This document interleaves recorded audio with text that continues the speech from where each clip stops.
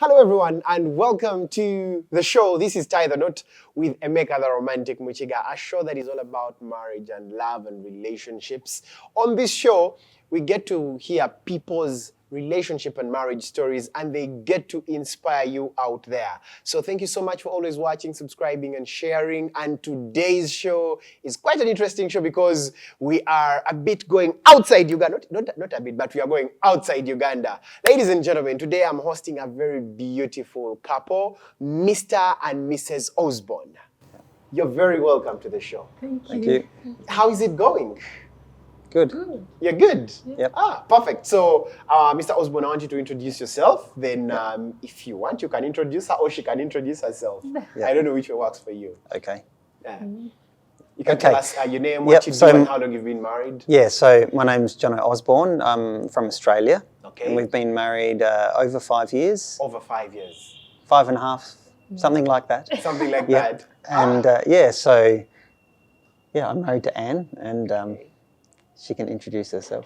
Yes, I'm Anne Gabriel Osborne, a mother of 2 children. Nice. Yes. Nice. Yes. All right, And so I'm a Ugandan. Ugandan. But now you're a half caste, half Ugandan, half Australian. Sure. Yeah. I mean, all right. So, Mr. Osborne, how has the journey been in marriage for you? Yeah. Married to Anne.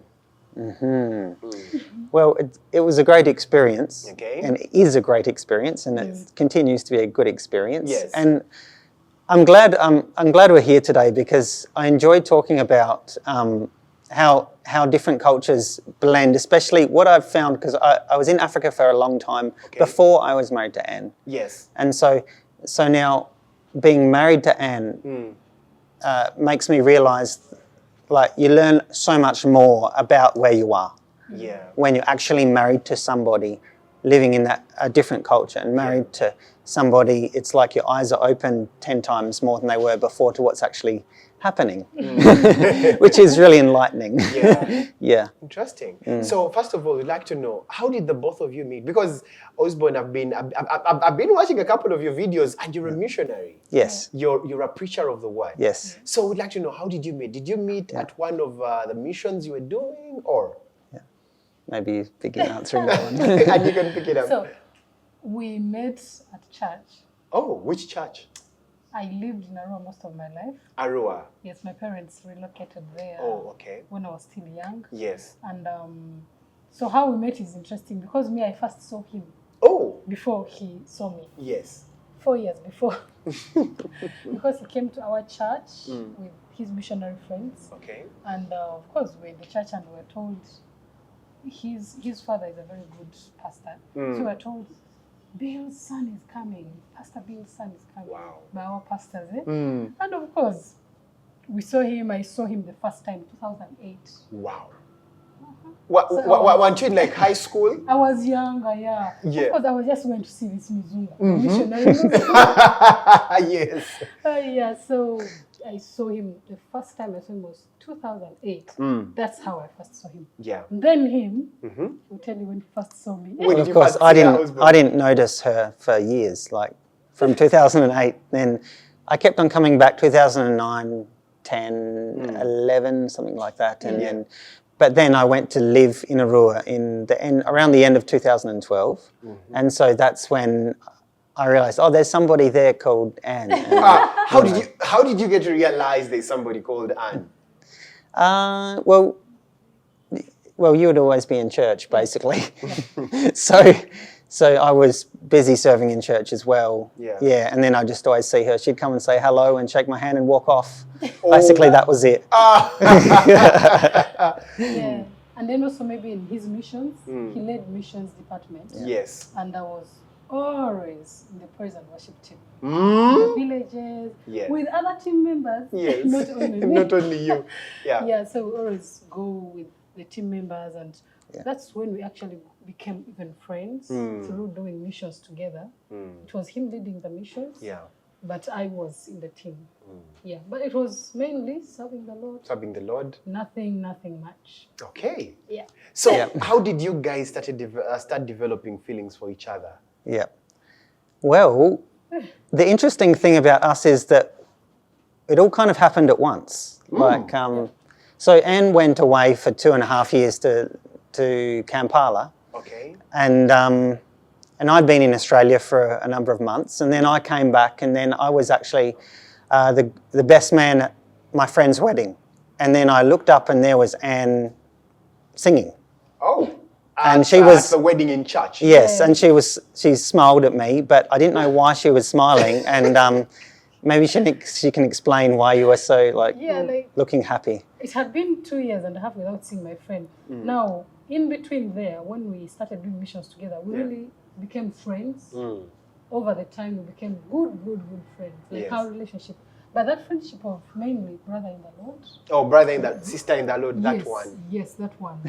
Of not thinking. Yeah. So I had not seen him for 2.5 years because I came to school this side. Okay. And he had also gone away home. Yeah. So on this very wedding, why he says I smiled, first of all, in my head, someone being a best man, I thought it's a must, he's married. And also I was very happy to see him again after a long while. But they told, the preacher said, let the best man and the groomsman and the matron and they kneel down. You know why I was laughing? Because I knew he was not married. He was struggling with kneeling down. Oh, that's why you were laughing. Yeah, I thought he's married. So I thought she was laughing kind of like, hi, but in reality she was actually laughing at me. At you. I saw him. Unfortunately. They were in a white suit, Yeah. so I saw him like, because I know he doesn't like kneeling. Yes. Because he was my friend. Yes. So me, I laughed at that. And for him, he thought, I was smiling to him. So did you finally kneel down? Yes, I managed to kneel down That's quite why I laughed. successfully in the end. Yes. All right, so now, we'd like to know, when did you start confessing feelings for her? When did the relationship start, as in you guys being boyfriend and girlfriend? Yeah. So, okay, so I saw her again at Apprrciate, wasn't it, at Arua Hill. And I just felt like I needed to catch up with her. Okay. But it was nothing romantic at that point. And of course, so I thought she would be at a certain church at a certain time for lunch hours, so I went there. And she came in, and maybe you explain your version of coming to, because it's like our stories sort of meet here. Yeah, our story is interesting. So this is 10 years later. 10 years later? Yeah. From 2008, when she first saw me as the Which was a Mzungu, coming to look at the Mzungu. But how old were you in 2008? I was young. I'm 20s, you're 20s? early 20s or something. Early 20s. Yeah. Like, Yeah, around there. Around there. Yeah. So now 10 years later, 2018. 2018. Wow.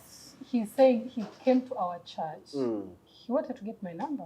And so he figured out, because he was fearing to ask people for my so he figured out, I guess, he should come to our church like he has said. Yeah. And that very lunch hour, I was not made to come to church because I was so busy in the office. Yeah. But as I was in the office, 20 minutes late, I was 20 minutes late for the lunch hour. Yeah. I just felt a strong voice telling me, go for lunch hour. Remember, he has come to take my number at lunch hour, and he would not get it from someone else because I was a very known minister at church. Yeah. Like, why do you want Anne's number? You know, people will have question mark if you asked for my number. Yeah. And so when I reached the church, I obeyed the voice. So I was late. That was God telling you to go and meet your husband. Exactly. Yes. And then I came, and as I was entering our church, I was entering from the behind door, and then I turned, and guess who I saw? Him seated on the chair behind. Wow. It was time for intercession. This is so funny, okay? And as I was entering, as I turned and saw him, a small voice tells me, that's your husband. Are you for real? I started binding it.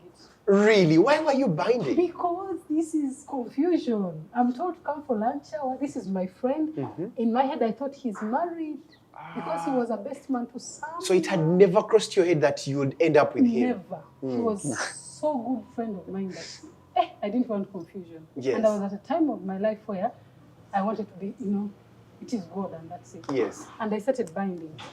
And the voice tells me, you will confirm when he takes your number. That is a voice. A clear voice, like clear. Okay. Not vision or what. And I had just, this all happened within a second. Yeah. And this is going to be a husband. Yeah. And as I was starting to say, hey, I rebuke that confusion. What is this? I'm going for lunch hour. The voice tells me you will confirm when he picks your number.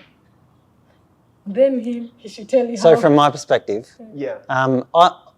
there was nothing, honestly, there was nothing romantic at that point. Yes. But then because I thought I'd like to catch up with her because we did a lot of stuff together in the past. Yes. And now I haven't seen her for 2.5 years and, had a lot of things to maybe talk about. Although before then, we never caught up once, did we?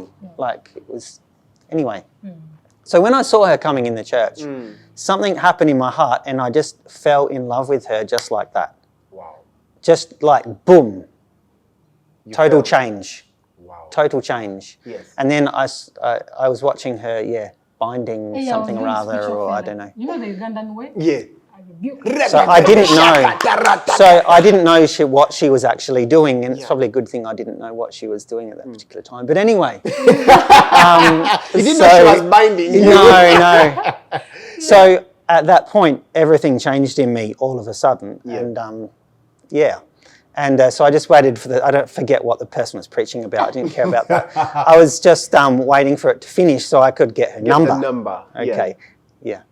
And that's how, remember this voice has told me, so I am all there thinking, oh, it's either God or total confusion from the pit of hell. Wow. So I had to protect myself with a spiritual faith. I was like, And after the service, after the preacher preached, remember, he's a friend already.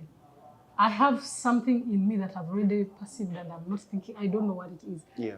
So he stood, he's a pastor in Laru, other people are greeting him, and I figured out, let me greet him quickly. And go. Because that's what she would always do.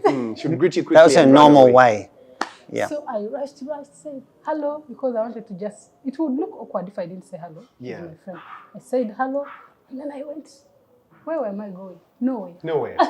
I went outside the church, and then I figured out, I walked out, then I figured out he has gone. Then I came back. When I was coming back, He followed you. no, he's going out, and let me, I'm coming back. Wow. I thought he had already gone. Yes. And in my head, I'm like, let this guy just go. Let him just leave. Because we caught up after he picked my number, and then he told me we should catch up. Yeah, I felt all of a sudden very confident. And That was the Holy Spirit giving you confidence. maybe, I'm not sure, but and I just said, we need to catch up. What's your number? Yeah. Wow. And then I gave my number. I was like, I am so busy. Because remember, I'm already like, I'm a very confident person. But at this time, I was like, what's going on? So I told him, when he told me, can we catch up on Wednesday? I said, no. I am so busy the whole week. Me? But you had nothing to do. I thought she was just an extremely busy person. Yeah. You know. And then you told me, should we catch up in the evening after work? I said, no. Me, I am so busy. Even in the evening, and every time I am busy. Because I was basically starting to feel like this is reality. Yes. How do I respond? So anyway, on the Wednesday we didn't catch up, and then I told him we should catch up on Saturday. And when it rained on Saturday morning, I thought he has given up. He has given up. No. I was still in bed. And then he calls me, he's like, I am at where we were supposed to meet. Wow. And I told him, it is raining. Wow. This was Kampala or Arua? Arua. Still. I told him, it's raining. He said, no, it's okay, I'll wait for you. Now, the hotel I had told him to meet at was near my parents' house. Yes. And I was like, this guy is serious. I am not letting my neighbors to see him. I told him, excuse me, can we meet in another place? In another place. Far from home. And then he was so patient. He got a border, went now to the other place. Wow. I came late and I was like, anyway, let me come. So I went. But before he even told me he loved me, the first thing that hit me was when I reached at this hotel, how he received me. How did he receive you? With flowers? No, I didn't know I did anything special. Yeah. He was a very gentleman. Like, I arrived at the gate, and I think he saw me from afar. Then he came to you. He came to me. And for me, that was it. Even before he said it's... You had already fallen like for him. that is, I knew I wanted a gentleman in my life. Wow. And things are starting to add up. The other voices, then he picked the number. Yeah. Now he's standing up to receive. Wow. So those are small things that work for you. That worked for me. And then he had organized breakfast for our buffet, but do you think I ate? Hey, you're just looking at him? Let him continue. Osborne, tell us. So when you stood up to receive her? Yeah, I didn't know I was being romantic or anything. Yeah, I was just... Well, that's what we do when we respect the person. Oh.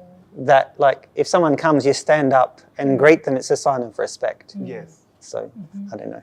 Interesting. Yeah. Interesting. And thereafter... So after that day, did you confess your feelings to her? No. No, we don't. In let me say Australian culture, we don't. We take a long time to say I love you. Oh, why did you take a long time to say I love you in Australia? Because when you say I love you to somebody, it's a commitment. And although at that point I was already in my head committed to her, culturally we just don't do that. Yeah. So what do you do when you first meet a person, you like them? You hang out quite a bit and just get to know them a bit more, and then you might pluck up the courage to say I like you. Oh, I like you before you say I love you. So if you say I like you, it's like first base. You get me? So yeah, it's like just testing, dipping your toe in the waters to see how hot it is or how cold it is. Interesting. Yeah. Wow. Because I guess in Australia, if you say I like you, the person knows exactly what you're talking about. Yes. It's like, oh, he's romantically interested in me, but not at the level of saying I love you. That's a bit too much. So if I woke up one day and told an Australian lady I love you, she'd be like, oh, he's just joking. Or she would be probably like, oh my gosh, this is too much. It's too much. All at once. Oh. Depending on the individual, Everyone's different. I understand. So you told her you like her.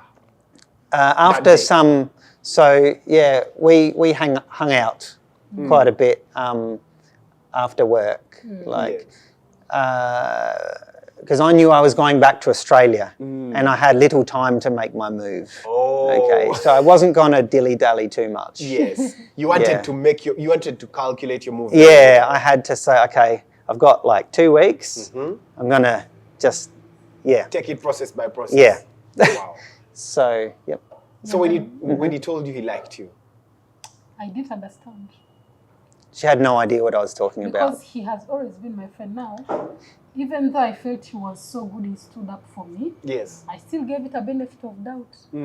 So I killed that thing, that guy. So when he told me he liked me, I didn't really feel it.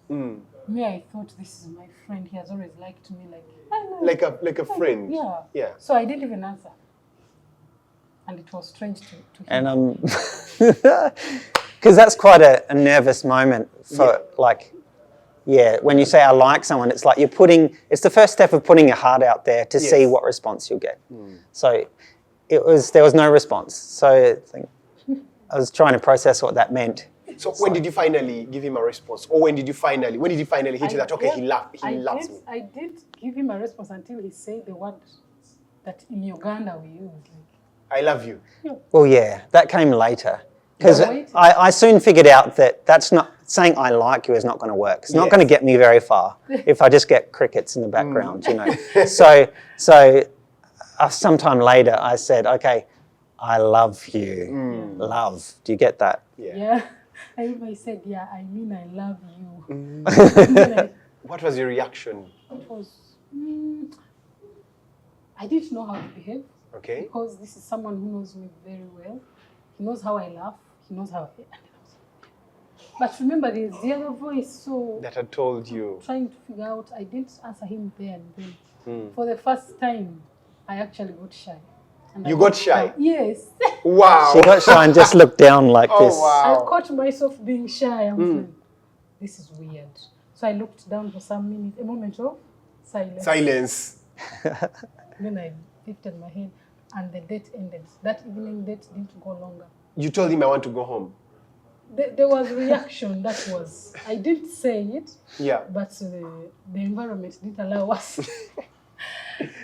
Because previously we would laugh, make fun. Yes. But this evening was fun. Wow. And then, remember in our culture, Mm. you're not supposed to tell the man You love him. you love them there and then. Mm. What You need- kind of girl are you? Wait, what kind of girl are you? You need to fast, eh? I first had to dilly-dally, but Mm. I knew the answer. For how long did you dilly-dally before you answered him? I had to be serious because I realized he was on tension. Because you wanted to go back to Australia. And also, then their culture, you say it there and then. I love you, I love you. Oh. Then after like 3-4 days, I was like, I think the Holy Spirit led me, Wama. You girl, better answer this guy, otherwise. Before you miss out. Yeah, so I had to put that culture of ours of, hey, girl is supposed to take 1 month or 2 months. After 4 days or 5, it was like a week, I think. Yeah. I told him now, I love you too. What was your reaction, Osborne? It was just relief because I was like, okay, now I know where we stand. Oh, Let's go ahead with this. Because he was on Yeah. pressure when I wasn't answering. Oh, yes, I Because understand. so much pressure because Yeah. within that week I traveled for my cousin's wedding and my networks were not on. So he tells me, he was like, what is going on? Yeah. You know, Yes. I just told this person I love them. They are not communicating. And for me, I'm in the village in Nakaseke, there's no network. Yes. I can't wait to go where there's network. So it was a relief, like you're saying. All right. So did you finally travel back to Australia after the answer? Yes, I did. And did you take the news back to your family? Yes, I did. I did. How did they receive the news? Well, actually, let me backtrack a little bit. Yeah. It was my birthday. Okay. When she said yes to you? No, just before that was my birthday, and we were having a meal somewhere. Yeah. And my mother called me on my birthday when we were having a meal, and she said, "Oh, what are you doing?" I said, "Oh, I'm having, we call it tea. It's actually supper." Yeah. And she said, "Oh, okay, with who? A male or female?" I said, "It's a girl." She said, "Oh, okay." Bye. So from that moment, she knew that there was somebody that I was, That you were seeing. seeing, let me say, yeah, for sure. So how did they receive the news when you went back to Australia and you told them, okay, I found somebody I love? They were my mother was very happy. My dad was happy, but cautious because he didn't know who it was at first. Yes. However, I'd been single for a very long time, so just anybody basically would be a thrill to my parents. Oh, wow. They had reached that point whereby they had given up on you. Yeah, Wow. yeah, that's right. Wow. But when I started to explain who she was, I said, "Hey, Dad, because my dad's also kind of like a missionary. Yes. So we actually did a mission together in 2014, and she was a part of it. And he's got video footage of her singing or something or other. And you played it for him. Yeah, and I said, just have a look at that particular mission that we did, and I'll show you who she is. And then he connected the dots, and he was just fully like okay with everything from that moment on. So he was really excited from then on. So it went really well. Interesting. Yeah. Interesting. So, Anne, telling your parents you finally found somebody, how did they receive it? And mostly a person who is not Ugandan, a person from Australia. Yeah. I first told my mom. My mom is a good friend of mine. Yeah. She was like, hey, go. So whose son is he? In my culture, you have to give the grandfather, the great grandfather, name, and then they will know each other. They can connect. I was like, he's the son of Pastor Bill. Who is Bill? What name is that? So who is the grandfather? I was like, I don't know. Because in my culture, you have to tell at least the great grandfather's name. Yes. So they go and do a background check. Like without knowing that they're researching about him. Anyhow, I told her, no, now this guy is a Mzungu. We call them Bazungu. It's like, yeah, but where did you get Mzungu? I'm told these days girls go on the phone and they get white men. On Tinder. Sure? So she thought you got him on Tinder. She was so scared. She was like, are you sure? Then, fortunately, she had seen him in one of the times he used to come to our church. So I was like, do you remember this guy who was tall and very slim? And she's like, yeah. He's a very good preacher.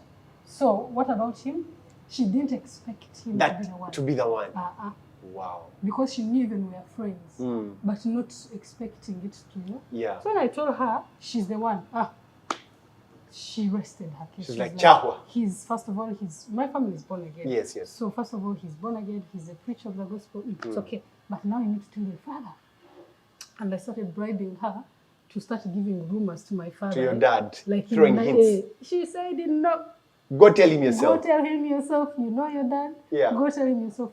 But fortunately, my dad is very understanding and very easy. But it took me time, like I had to build the courage. When for him, he went home and told them immediately. Me, I took some good time to tell my dad. Yes. And when I told him the same question, whose son is he? Whose son is he? Grandfather? Who? I told him, no, he's a Mzungu. And he's like, oh, okay. Fortunately, the time I was telling my dad, he had come back. To Uganda. And you know what? I had to take a very bold move of making them meet. Not from home. Somewhere outside home. Actually, it was in Kampala here. They met. And then the funny thing is, fortunately, and I'm funny and good, I was the interpreter. Hey! So my dad doesn't know English. Oh, yes. So he spoke, and then I interpreted to my dad. And my dad spoke. And you interpreted to him. So it was, in the beginning, a little bit weird, but then I enjoyed because I knew there was something that... You would still interpret it in another... So it was so good that I did it that way. And they were so good, they were so happy. My siblings are freestylers. Are you happy? Oh. As long as you're happy? Even my dad is like, no one was supposed to get married. You know, my dad keeps saying, I have a few girls, so I want them to have peace. That was happy. Very good. That's beautiful. What a beautiful story. So during the times, for how long did you date before you got married? A bit less than a year, wasn't it? Less than a year. A little bit less than a year. A little bit less than a year. Yeah. In which year did you get married? Watoto. Oh, Watoto Central. Oh, that's my church. Oh, okay, yeah. So, but we had the giveaway in Arua, and then like 2 or 3 days later, we had the wedding in Watoto. Oh, in Watoto. Yeah. Oh, Pastor Joshua Mugabe. Yeah. Oh, yes. Interesting. Yeah. Okay, so in which year was the wedding? Early 2019. Early 2019. Yeah. Okay. So for the time you dated, Mr. Osborne, what was the best? What's that best moment, that best memory you have about you dating her? And also, okay, generally, the best memory you have, the best moment you've had in your marriage with her? Marriage? Yeah, in marriage. Wow, that's a big question. There's a lot of good moments, but what's the best one? I've never thought of that before. Well, is it that every moment with her is the best? Well, of course, when we had our first baby, that was a big one. Yeah. Interesting. I was just thankful that you were okay, because it was lockdown. Okay, so because what happened was it was March 31st when it was announced on television about 10 p.m. or something. Yes. That everything was going into lockdown. Yes. Now her due date was April the 1st. Wow. So that was rather inconvenient. Yeah. Wow. Wow. Okay. So we were in Arua, and so it wasn't what we planned, but it was okay. I mean, everything turned out fine. But so then when she gave birth, we were just really, really thankful that everything went well and that she was okay. Yeah. And what's the best moment you've had with him? Wow, a lot of moments. Yeah. I can't count. That's being honest. I can't count. When he proposed, the engagement ring, it was a total surprise. Actually, I want to know, how was the proposal? The proposal was, he knew that I'm not that person who wants a big lavish proposal. So we went for lunch. He had his ring why his pocket or bag, I don't know. We were at Speak Resort for lunch, and I didn't expect it at that time. So the next thing I turned is asking me, will you marry me? And we were alone. And for me, that was perfect. Are you for real? I thought you're the kind of person who wants people to be around, paparazzi. No. Interestingly, no. If he brought people, it would have killed my moods. I just wanted us to be too hidden somewhere. And I am surprised that's exactly what he did. Because we had not talked about the kind of proposal I want. But knowing someone, at least you know that that's the kind. And it was one of the best moments. And then also, when he went home and paid dowry, as in I have a lot of memories with him. Yeah. After he proposed, I didn't know he was even ready for the dowry because I didn't even know how he would think the dowry thing is. Yeah, so I've had a lot of nice moments. Generally, I'm thankful. You're thankful. Okay, so now you've been married 5.5 years. And at first, didn't you have that fear of getting married to someone who is miles away from Uganda? Did you have that fear of you're going to leave your country, you're going to leave your family members and go adjust to a new lifestyle, a new culture? Did you have that fear within you? Now, you did? If you know me, you know I love cultures. Yeah, you love traveling. I speak a lot of languages. Oh, yeah. I speak Lugbara, I speak Kaluru, I speak, as long as I'm But you're originally... I'm not a northerner. No, you're not a northerner. You're Mfumbira? No. I have roots from Rwanda. Roots from Rwanda, yes. Yeah, but I love cultures. So I didn't know that, when praying, I wasn't clear that maybe I want this. Yeah. But I was open as long as the person is saved and spirit-filled. That one I was keen on it. Yeah. There are only 2 boxes. Only 2 boxes. So and you had all of them. I was really thankful for that. Just 2. Like other things weren't that up on the top. Yeah. So the first thing is he was my friend, and then it's a different culture. Though I didn't know how different it is, but I was ready to enter it. And I wasn't really scared. I wasn't scared. So you were okay with whatever was coming your way? Yes, I was okay because I love to know different cultures. Apart from even him being my husband, I had been with some other whites, and I liked different cultures. You liked exploring different cultures. Mr. Osborne, have you heard of this notion that Ugandan ladies who fall in love with white people are there mostly for the money? Yeah. You've had it? Well, yes. You've had it. So when you were falling for her, didn't you kind of feel that, she's here for my money, she's here for just for the citizenship of Australia? Did any of those negative thoughts cross you?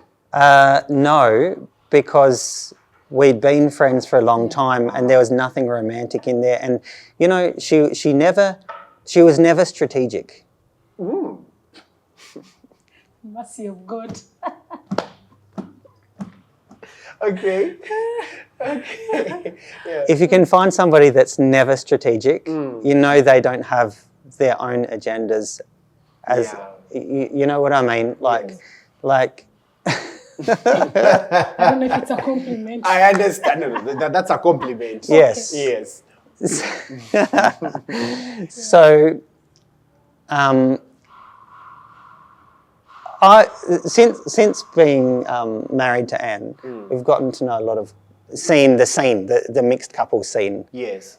But at that particular point, I didn't really know hardly any other mixed couples. So I had nothing to compare to. I was living in Arua, So we just did it as we thought we should, we should do it. And it worked out really well. To do with money, there was never any I need this, I need that. She never asked for anything? Not once. I never even... The first time I sent money was for dowry, wasn't it? Dowry.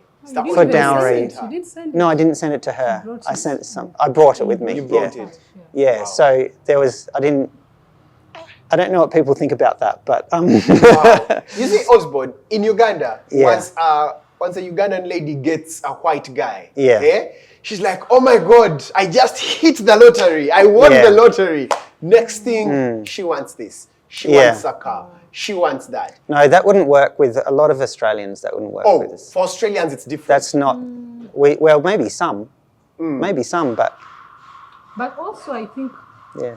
you see, it's people that make me remember that I'm married to a white. But for me, I'm married to my friend, to a child of God. Yeah. Like the color aspect, I don't normally put it. You don't put it first. So when we started dating, I was just enjoying my relationship. To be honest, it's now that I remember, I'm like, oh, I didn't even ask him for these nice phones from Australia. Yeah. It's now that I remember, and I'm like, but I even had a bad phone. Why did I ask? Why did I ask for a good phone from him? But because it was, And- I'm just like that. But- Maybe I'm a village girl. Yeah, well, I think if it had have been like that, I would have said, oh, she's in it for the wrong reasons by... Wow. Wow. What? Yeah. Interesting. I wouldn't roll with that kind of thing ever. Yeah. You don't roll with that. No. Okay, so, and what do you do? Right now, I'm just being a mother. You're being a mother. Okay, so Osborne, how have you been able in these 5 years to balance your missionary work? Because I believe you travel a lot to do missions. Have you been able to balance your missionary work with being a husband to Anne? Yeah. Yes, in fact, it's been much better.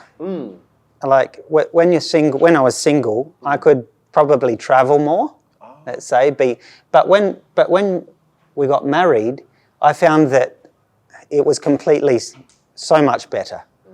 Being a missionary with Anne, it's like it made me realise that how to be more effective, what people are really thinking.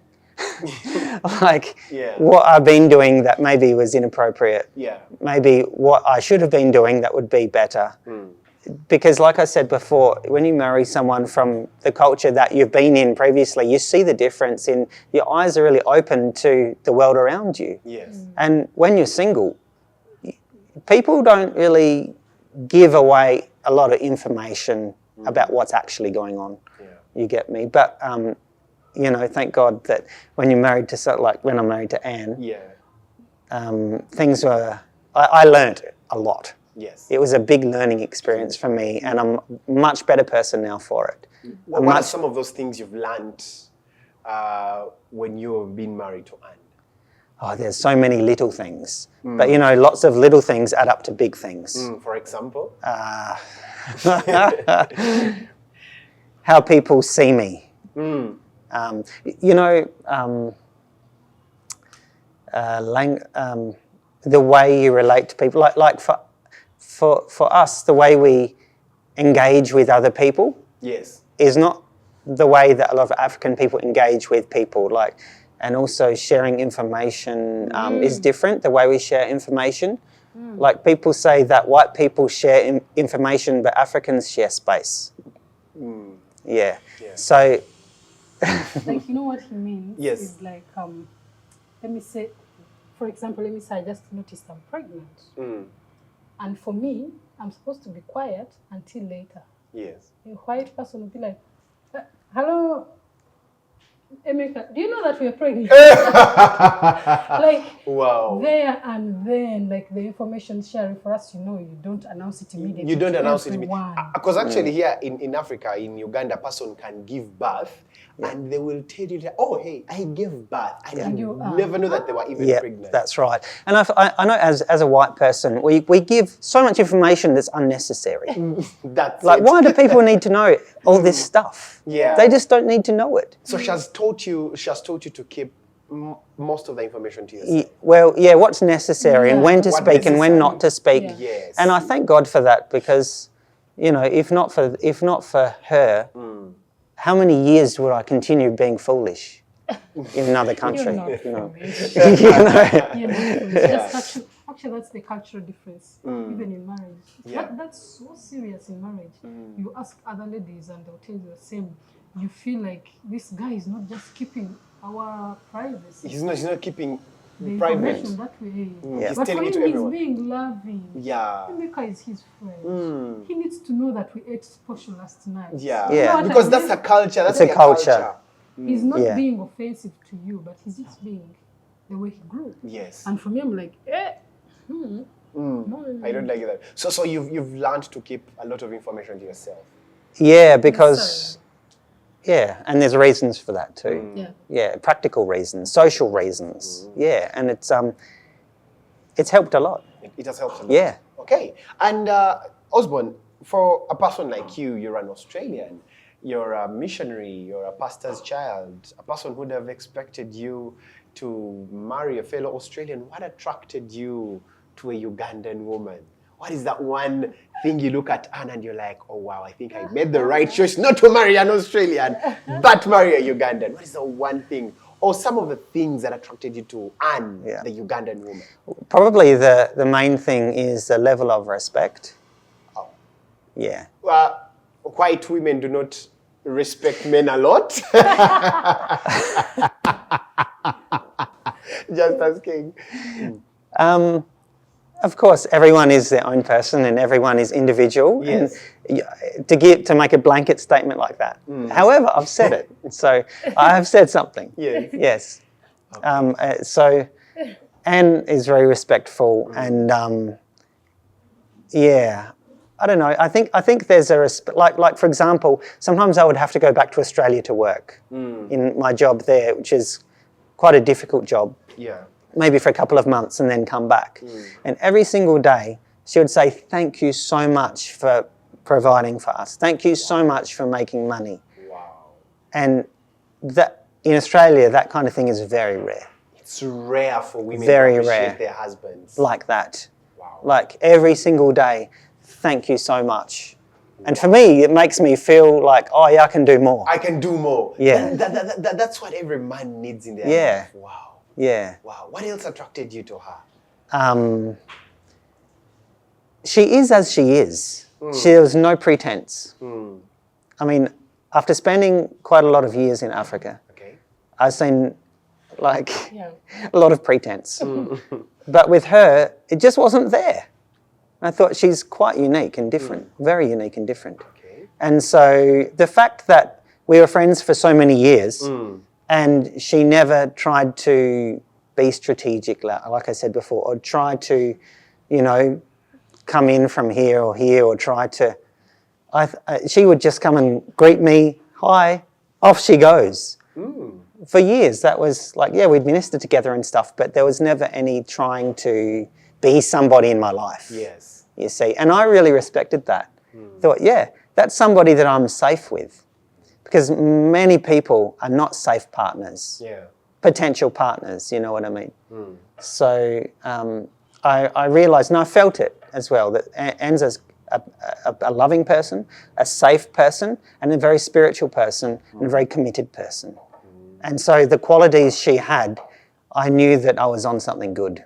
Nice. Yeah. That's beautiful. Haven't you had like clashes of cultures? Let's say she does something and she's like, in Uganda we do it this way, and for you you're like, in Australia no, we do it this way. And the fact that you are the man, she's the wife, she's supposed to submit. Don't you feel like, no, you're supposed to submit because this is how it's supposed to be done? This is how we do it in Australia. Haven't you had such clashes? The way we use English sometimes. Oh, yeah.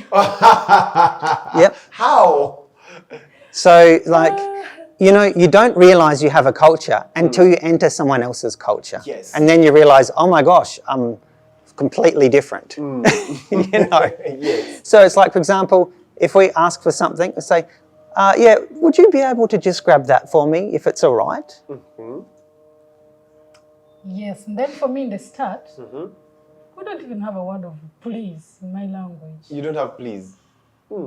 I don't know if you click this. Yeah, I click. We have a way we can be kind, but not please. So for me, I would think, help me with this is so polite. Yeah. Because help is like our please. It's our Yeah. please.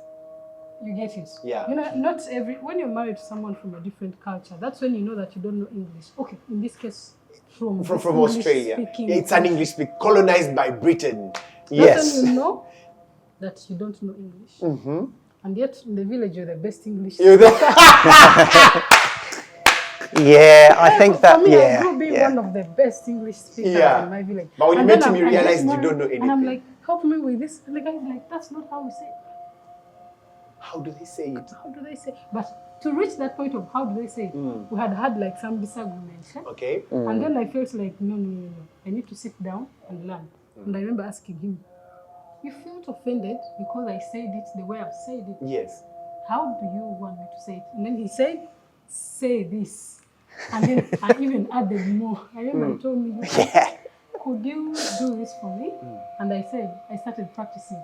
Honey, could you please kindly help me? I request. Yeah. So, and I think it was during the time when time. it was during COVID, Yeah. okay, when we just had our first baby. Yes. And there was a lot, you know, when you have a baby, especially the first one, Yeah. and you know, you got to get the nappy, you got to do this, you Your got to own look for the parents. sheet, you got to Yes. do this. Like it's just continuously getting stuff. Yes. And Okay. it's COVID, no one is that helpful. So there's quite a lot of pressure, and so sending, or well, people call it sending. It's more like asking someone to go and get Asking to do something, for you. basically. Yeah, Yes.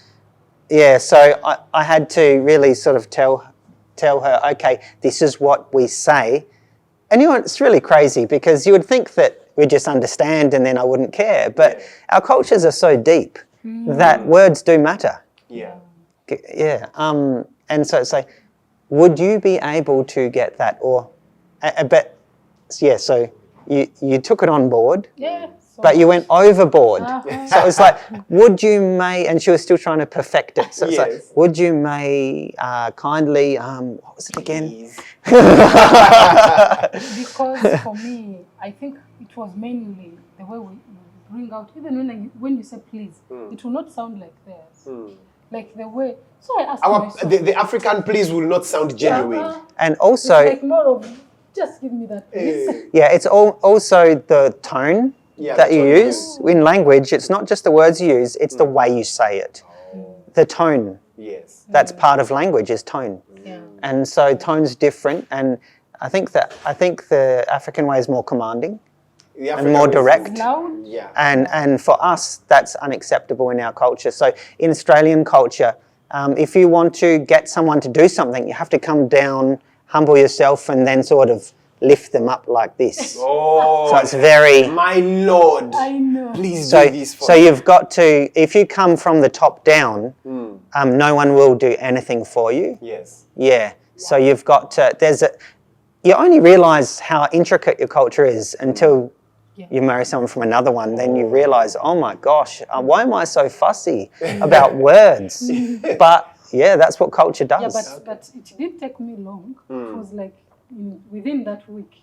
Was it like 3-4 days? Before the week learned. ended, I had figured it out, because if we are not having peace because of the word please, Let me I remember, adjust. I remember practicing, and actually I surpassed his understanding. I told him, could you kindly help me, please? I need your help. And then you needed some fine tuning. So I started, of course, my English had to be worked on generally, yeah? And that was the main issue, unless you remember anything that... So it was just mainly about language. the language. The rest of the things were really okay. Well, was there? Can you think of anything else? I don't really remember. But I remember for me the challenge that I can remember even when you wake me up. Yeah. Of is course. language. And of course there's time. Time. Keeping time. Oh, so now that was going to be my next point. In Africans, we have what we call African time. Yep. I guess you've learned about it. In Australia, you white people keep time. You guys are very good at timekeeping. Hasn't that also affected you in a way? Yeah, especially in Your marriage? the first stages. Okay, how did it affect you? You know, white people are funny. Yeah. We have like this urgency in us to be on time. To be on time. And if we're not on time, we think we'll implode or something will happen, the world sky will fall in or something. Yes. I don't know. So even after living in Africa for years, that thing doesn't leave easily. Oh. It takes time for that thing to get away from you. Yes. Yeah. So I would want to be on time, but then when I'm late, I start to feel stressed. Yeah. Yeah. Like real stress. Wow. Especially if it's going to the airport or something like that. Yeah. Now that with me, now with going to the airport, most Ugandans are white people. Yes. They will keep time. Yes. Though others are okay with missing their flights. Yeah. All right. And the thing for us, for white people, is that keeping time is it's a way of maintaining respect and a way of maintaining honour in the community. Yeah. So if you're like for example, there's a lot of unwritten rules. If you go to church and you're up to 15 minutes late, Yes. because everyone sees you enter church, everyone sees who's coming in and watches them. Yes. Up to 15 minutes, they're like, oh, it's okay. Anything more than 15 minutes, they start to look badly on you. Oh, wow. Like, oh, this person's so late. Why? But They've missed out. in Uganda, you reach 30 minutes late and they're like, oh, traffic jam. Yeah. And All right, so you're telling us about keeping time. Yes. In Uganda, a person will be 30 minutes late for service and people will take it normal. People will take it normal. Yeah. All right, so as we're winding up, how have you been able to keep a healthy marriage for the 5 years you've been married together as a person who comes from a way different country with a way different culture? How have you been able to be happily married? I think when you're married to someone from another culture, Yeah. you really have to just go down low and be flexible. Yes. Like if you enter a marriage like that with the attitude of my wife is going to do it my way, or the wife comes in and says my husband's going to do it my way, it won't work. Like you've got to really be more flexible than usual. Yes. And that means a lot of eating humble pie at times, and really just letting things go, letting a lot of things go, little things that maybe is not the way that you would like it to be done, or not the way that you would like it to be, then just let it go and be happy. Yes. Because, two cultures coming together in marriage is a big thing. It's no joke. Okay. But it's a wonderful thing. It's an amazingly beautiful thing as well. So to make it, to really amplify the beauty of it, you've got to just show humility to each other and love. Wow. Those two things. Yeah. Wow. Interesting. Yeah. Anne. Yeah, I agree with him. You need to be flexible. Like, he will not do everything the way I do it. Yeah. We grew from different backgrounds. And also communication is key. Communication. Because as you're flexible, you must be communicating. For us, we communicate. Yes. They make a joke and they say I'm a minister of communication. That's what they joke around with. Yeah. I make sure you communicate. We communicate properly. Like if you feel someone has offended you, when I feel like he has offended me, before I take it on board like this, he offended me, I need to ask, what did you mean? In my culture, it means this way. Yes. But for you, what were you trying to mean? And you realize he was innocently meaning something else. Something else. But if you rushed up with it, you'd end up hitting the walls for nothing. Wow. So I think communication, flexibility, actually number one is prayer. Prayer. Yeah. Prayer is key. Because when you pray, God gives you the wisdom to understand. You know, when we say wisdom, when we say understanding, wisdom, it's not words. It's the actions you portray when a situation is happening. You know, you can speak wise words, but you don't act wise. No, you can't. So in this case, when you pray, I feel like in marriage, like for us, what has worked for us? Pray for each other, pray, and then when something comes up, before you react, there is a small voice in you. Like for me, my husband will do something that will upset me. But in my heart, I feel like he didn't mean it. It's now a cultural difference. Yeah. So I remember one time I caught myself taking a cultural difference as an excuse. I caught myself, he doesn't know that. Yeah. I did something and it was not right. And I felt, and he said, is that how it's done in your culture? And I said, yeah. And then after a few minutes, I was like, I caught myself. Wow. So I had to communicate it. Like, ability and rather than assuming that the other person has done something bad or said something bad, just stop, put on the brakes a little bit and say, okay, what did you mean by that? Because from my perspective, this is what that means to me. Okay. What does that mean to you? Just to clarify what you're trying to say. Yeah. Yeah. All right. Guys, this has been a very beautiful conversation, and I'm so happy I hosted you. I've been seeing you guys around. I'm like, I really want to have the discussion and about culture differences. But thank you so much. Now, for the 5 years you've been married, Mr. Osborne, I want you to look at her and reassure her that she's the one. Hey. Yes, you're the one. I reassure you. You can be assured. You are the one. And you'll always be the one. Oh, interesting. And reassure him. Tell him how much you love him. Yeah. I think you know I love you so much. And words sometimes don't express how much good he has been and kind. You're very kind. You're very considerate. You know, thank you so much for choosing me. And I'll choose you even after death, even in heaven, if there's such a thing. So I love you so much, love. All right. Thank you so much, guys, for coming through today. Thank you so much for sitting here with us and telling your story. Your story is beautiful, from being church people, from binding God's voice. That was really beautiful. Thank you so much. And to the viewers out there, to the ladies mostly, if you want a white guy, and your main focus is money. In Australia, it's different. but love is a beautiful thing, and you've heard from them what has kept them moving and how they've managed to keep a healthy relationship despite the cultural differences. And one thing I've learned from them is that cultural differences should not hinder you from falling in love with any other person. Thank you so much for watching. This is Tie the Knot with Emeka the Romantic Muchiga. Do not forget to like, subscribe, share. God bless you, and bye-bye.